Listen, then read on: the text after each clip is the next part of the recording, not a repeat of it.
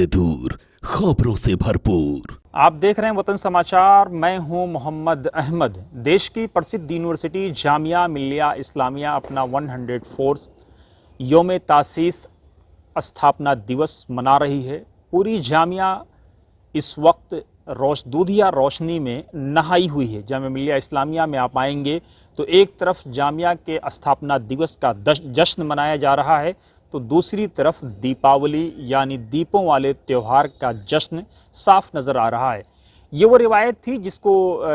दिल्ली के पूर्व lieutenant governor और जामिया मिल्लिया इस्लामिया के तत्कालीन वाइस चांसलर शेखुल जामिया नजीब जंग ने जिसे जामिया मिल्लिया इस्लामिया में शुरू किया था, तब से लेकर आज तक ये चीज़ जामिया मिल्लिया इस्लामिया में पूरी ईमानदारी और दयानतदारी के साथ जारी वो सारी है।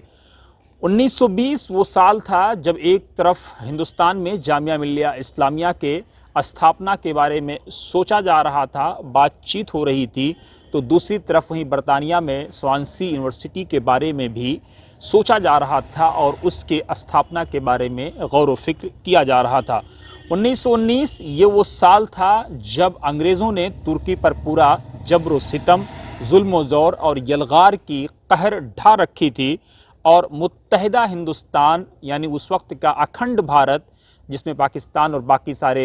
चीज़ें शामिल थीं, उस वक्त का अखंड भारत, बांग्लादेश भी आज का शामिल था, पूरी तरह से दर्द और कर्ब में मुब्तला था, परेशान था। जगह जगह एहतजाज हो रहे थे और लखनऊ की ऑल इंडिया मुस्लिम कॉन्फ्रेंस में खिलाफत कमेटी या खिलाफत मूवमेंट के शुरू करने को लेकर के चर्चा हो रही थी। मौलाना मोहम्मद अली जौहर ने वाइसराय, उस वक्त के तत्कालीन वाइसराय मिस्टर चैम्सफोर्ड को 24 अप्रैल 1919 को एक ख़त लिखा था, जिसमें उन्होंने मकबूजा इलाके जो कब्ज़ा किए हुए इलाके थे, अंग्रेज़ों से अपील की थी विस्तार से इस पत्र में कि उसे तुर्की को वापस कर दें। अली बिरादरान देश के दौरे पर निकले, देश का भ्रमण किया। वहाँ पर उन्होंने लोगों से नॉन कोऑपरेशन यानी अदम ताउन की बात की। अदम ताउन का मतलब ये था कि अंग्रेज़ों के साथ किसी तरह का कोई ऐसा ताउन नहीं किया जाएगा जो देश के ख़िलाफ़ हो या देश हित में ना हो, यानी नॉन कोऑपरेशन मूवमेंट शुरू की गई। और सितंबर 1920 में कलकत्ता में कांग्रेस के खुसूसी इजलास में गांधी जी ने, बापू ने एक खुसूसी तहरीक पेश की थी, जिसमें उन्होंने कहा था कि एक तरफ आज़ादी के लिए संघर्ष किया जाएगा और दूसरी तरफ उन्होंने कहा था कि सरकारी तालीम का बाइकाट होगा। याद रहे कि यही 1920 का वो साल है जिसमें गांधी जी ने सरकारी तालीम या उस वक्त कहें कि उस वक्त की जो अंग्रेज़ सरकार थी, अंग्रेज़ की तालीम को बाइकाट करके राष्ट्रवादी तालीम या राष्ट्रीय तालीम या भारतीयों के ज़रिए से बनाए गए संस्थान में भारतीय बच्चों को पढ़ाने पर बल देने की बात हुई थी। एक तरफ गांधी जी थे, दूसरी तरफ अली बिरादरान और तीसरी तरफ स्वामी सत्यदेव। 11 अक्टूबर को अलीगढ़ पहुंचते हैं। 12 अक्टूबर को अलीगढ़ के यूनियन हॉल में जलसा होता है और वहीं से मुस्लिम नेशनल यूनिवर्सिटी के क़याम के बारे में सोचा जाता है और इसका ख्वाब पूरी तरह से परवान चढ़ता है। 29 अक्टूबर ये वो दिन, ये वो तारीख़ है 1920 की, जब अलीगढ़ मुस्लिम यूनिवर्सिटी में जामिया मिल्लिया इस्लामिया के क़याम पर एक मस्जिद के अंदर शेखुल हिंद मौलाना महमूद हसन ने अपनी तकरीर की और उसके साथ ही जामिया मिल्लिया इस्लामिया के क़याम की राह हमवार हुई। अब आप सोचिए कि वो व्यक्ति अली बिरादरान, ख़ास तौर से मौलाना मोहम्मद अली जौहर, जिन्होंने जामिया मिल्लिया इस्लामिया को बनाने, संवारने और उसको आगे बढ़ाने के लिए कितनी कुर्बानियाँ दी, आज हमारे भारत में, हमारे देश में, ख़ास तौर से अली बिरादरान के मानने वाले लोगों ने जब उनको भुला दिया, तो उन लोगों से क्या अपेक्षा की जाए जिन लोगों ने अली बिरादरान को कभी माना ही नहीं। जामिया मिल्लिया इस्लामिया ने अपना 104 यानी 104वां योम तासीस ज़रूर मनाया, लेकिन पूरी तरह से अली बिरादरान या मौलाना मोहम्मद अली जौहर की खिदमत नदारत थीं। ये वही अली बिरादरान और ख़ास तौर से मौलाना मोहम्मद अली जौहर हैं कि यरूशलेम और अलकुदस की सरज़मीन जो पिछले 1 साल से खाको खून में नहाई हुई है, हज़ारों हज़ार ज़िंदगियाँ बर्बाद हो गई हैं। इज़राइल पूरी तरह से तांडव कर रहा है। अमेरिका भी पहली बार घुटने टेकता नज़र आ रहा है और क्या कुछ नहीं हो रहा है। आज उसी सरज़मीन पर मौलाना मोहम्मद अली जौहर मदफून हैं। उनकी आत्मा, उनकी रूह क्या कह रही होगी किस तरह से कर्ब और बेचैन में मुब्तला होगी उसका अंदाज़ा लगाना मुश्किल नहीं है। मौलाना मोहम्मद अली जौहर गोलमेज के अपने कॉन्फ्रेंस के लिए बरतानिया रवाना हुए। शायद दुनिया को ये लगा कि गोलमेज कॉन्फ्रेंस में जा रहे हैं, लेकिन कुदरत को ये मंजूर था कि ये मौलाना मोहम्मद अली जौहर का ये आखिरी दौरा होगा और वहीं वो मदफून हो जाएंगे या वहाँ से वो आप वापस नहीं आ पाएंगे। चुनांचे हुआ ऐसा ही कि 4 जनवरी 1931 की तारीख थी और शाबान 1350 हिजरी यानी 15वीं शब थी। एक बड़ा तबका 15वीं शाबान को क्या कुछ नहीं करता है। ये वही शाबान की 15 तारीख थी जब एक बड़ी आबादी इबादत में मशगूल थी, रोज़े, नमाज, तहज्जुद और अल्लाह रब्बुल आलमीन के करीब जाने की कोशिश कर रही थी। इसी शब में, इसी तारीख में मौलाना मोहम्मद अली जौहर हमेशा हमेश के लिए दुनिया को खैराबाद कह गए या दुनिया को अलविदा कह गए और फिर कभी पलट करके वो यरूशलेम से वापस ना आए और उनको यरूशलेम मदफून कर दिया गया या उनकी वो आखिरी पनाहगाह साबित हुई।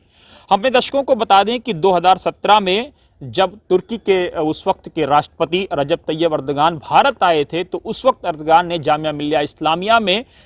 इस्लामिया ने उनको एक ऑनरेरी डिग्री पेश की थी। उस वक्त अर्दगान ने मौलाना मोहम्मद अली जौहर, गांधी नॉन कॉपरेशन मूवमेंट और तुर्की के साथ भारत के रिश्ते को विस्तार से जिक्र किया था और मौलाना मोहम्मद अली जौहर और गांधी की खिदमत की व्याख्या करते हुए अपने ऑनरेरी डिग्री, डॉक्टरेट की डिग्री के दौरान इनकी खिदमत को पूरी तरह से सराहा था। लेकिन कहा यह जाए कि इसे विडंबना कहें या अफसोस कहें या चिंता कहें कि हमारे प्रधानमंत्री जब अपने इजराइल के दौरे पर थे 4 से 6 जुलाई 2017 को, उस वक्त शायद हमारे भारत के अधिकारियों ने प्रधानमंत्री को याद दिलाना मुनासिब भी नहीं समझा कि यहीं पर भारत की जो राष्ट्रवाद की जननी जो जामिया मिल्लिया इस्लामिया है, जो नॉन कॉपरेशन मूवमेंट से जन्मी है, जामिया मिल्लिया इस्लामिया जिसके बारे में बीजेपी के तत्कालीन दिल्ली अध्यक्ष आदेश गुप्ता ने कहा था कि जामिया मिल्लिया इस्लामिया से राष्ट्रवाद का ज्वार फूटता है, वहीं पर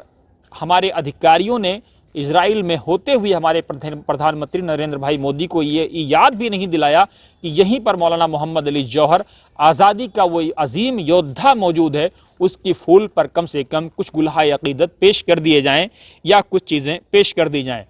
कहते हैं कि चूक होती है जब कौमें अपने मोहसिनीन को भुला देती हैं तो दूसरे लोगों से उस बात की अपेक्षा क्या की जाए। और यही मौलाना मोहम्मद अली जौहर के साथ हुआ कि जिन लोगों ने मौलाना मोहम्मद अली जौहर के चमन से सैराबी हासिल की, वही जब मौलाना को भूल गए तो बाकी लोगों से किस बात की अपेक्षा की जाए। लेकिन हम उम्मीद ये करते हैं कि हमारे भारत के अधिकारी जब यरूशलेम की सरजमीन पर या आसपास के इलाकों में जब जाएंगे और उस वक्त हमारे भारत के प्रधानमंत्री या राष्ट्रपति या कोई राष्ट्राध्यक्ष अपने देश का होगा तो वो ज़रूर मौलाना मोहम्मद अली जौहर के बारे में उनको याद दिलाएंगे और उनसे ये अपील करेंगे, खुद भी जाएंगे और उनसे भी ये अपील करेंगे कि इनकी कब्र मुबारक पर चंद गुलहाए अकीदत या चंद अकीदत के फूल ज़रूर पेश किए जाएँ। हम अपने दर्शकों को याद दिला दें कि खालिदा अदीब खानम 1935 में ये वही साल है जब जामिया मिल्लिया इस्लामिया करोल बाग से शिफ्ट 1925 में करोल बाग अलीगढ़ से आई थी और 35 में जामिया मिल्लिया इस्लामिया यहाँ पर ओखला में शिफ्ट हुई थी। ये वही साल है 1935 का जब खालिदा अदीब खानम तुर्की से भारत के दौरे पर थीं और उन्होंने जामिया मिल्लिया इस्लामिया में एक के बाद एक 8 खुतबे दिए थे और उसमें उन 8 खुतबों में से उनके खुतबों की सदारत, जिसमें से गांधी जी, डॉक्टर मुख्तार अंसारी, भोला भाई देसाई, डॉक्टर इकबाल, सरोजनी नायडू, भगवान दास, अलग अलग लोगों ने इन खुतबों की सदारत की थी। उन्होंने गांधी जी का एक इंटरव्यू भी किया था और उनसे कहा था, जिससे हरिजन में बाद में छापा भी गया, कि तुर्की के बारे में, हमारे देश के बारे में, जामिया मिल्लिया इस्लामिया के बारे में कुछ ऐसा ज़रूर बताएं जो हम अपने देश ले जा कर के लोगों को परोस सकें। हमने दर्शकों को बता दें कि जामिया मिल्लिया इस्लामिया खालिदा अदीब खानम के लफ्ज़ों में अगर कहें तो जामिया मिल्लिया इस्लामिया हिंदुस्तानी शहरी की शक्ल में मुस्लिम बच्चों को अपने हुकूक़ व फ़राइज़ के ख़यालात के साथ साथ उनकी ऐसी तरबियत के लिए बनाई गई थी जिसके पेट से या जिसकी कोख से राष्ट्रवाद का ज्वार फूटता हो। दूसरा जामिया मिल्लिया इस्लामिया के बनाने का मकसद ये था कि हिंदुओं के साथ साथ इस्लामी फ़िक्र व अमल का तालमेल मुस्लिम बच्चों के अंदर पैदा हो और इस बात को आगे बढ़ा सकें और दुनिया को बता सकें। खालिदा अदीब खानम ने अपने बयान में ये भी कहा था कि मैं जामिया मिल्लिया इस्लामिया में जो राष्ट्रवाद की चीज़ें देखती हूँ, जो वतन परस्ती की चीज़ें देखती हूँ, जो मोहब्बत की चीज़ें देखती हूँ, वो देश की किसी और यूनिवर्सिटी में मुझे नज़र नहीं आती है। ये वही जामिया मिल्लिया इस्लामिया है जब इसके साथ इस्लामिया के शब्दों को रिमूव करने के लिए गांधी जी के सामने प्रस्ताव रखा गया था, तब गांधी जी ने साफ कहा था कि अगर इस्लामिया उसके नाम के साथ रिमूव किया गया या हटाया गया तो महात्मा गांधी सबसे पहले जामिया मिल्लिया इस्लामिया से अलग हो जाएंगे। अपने दर्शकों को बता दें कि 1 मार्च 1935 को जामिया मिल्लिया इस्लामिया ने अपने सबसे छोटे तालिब इल्म अब्दुल अजीज़ के ज़रिए से इसकी स्थापना ओखला में रखी गई। ये लगभग 10 साल के उस वक्त अब्दुल अजीज़ थे और उस वक्त के आर्किटेक्ट कई सारे लोग अंजाम दे रहे थे। कुछ लोग डॉक्टर जाकिर हुसैन साहब के दोस्त भी थे और कुछ ऐसे थे खादा लतीफ़ जैसे लोग जो ऑनरेरी अपनी खिदमात आर्किटेक्ट के शोबे में अंजाम दे रहे थे और इन सब के ख्वाबों को मिस्त्री अब्दुल्ला ज़मीन पर उतारने की कोशिश कर रहे थे। ये जामिया मिल्लिया इस्लामिया जो आज अपना 104वां यौम तासीस या स्थापना दिवस मना रही है, ये जामिया मिल्लिया इस्लामिया की वो ब्रीफ हिस्ट्री है जिसे शायद जामिया वालों ने भी भुला दिया या जामिया के चाहने जानने मानने वाले भी भूल गए। जामिया के मानने वाले गांधी को भी भूल गए पूरी तरह से, ऐसा लगता है, क्योंकि जब जामिया का जिक्र आता है तो कभी ना गांधी का जिक्र आता है, न जौहर बिरादरान का जिक्र आता है। किताबों में ज़रूर है, राइटर्स के अंदर ज़रूर ये बात मौजूद है, लिखने वाले ज़रूर लिखते हैं, लेकिन जनता में वो प्रेम, वो प्यार, वो मोहब्बत ना पिछले 29 अक्टूबर को देखने को मिली और ना शायद अगले 29 अक्टूबर को देखने को मिले। क्योंकि ओखला की लगभग 10 लाख की आबादी को अगर आप देखें तो 10,000 लोग भी जामिया मिल्लिया इस्लामिया उस सुबह यानी 29 अक्टूबर की सुबह 10 बजे उस वक्त कूच नहीं किए जब जामिया मिल्लिया इस्लामिया में दयारे शौक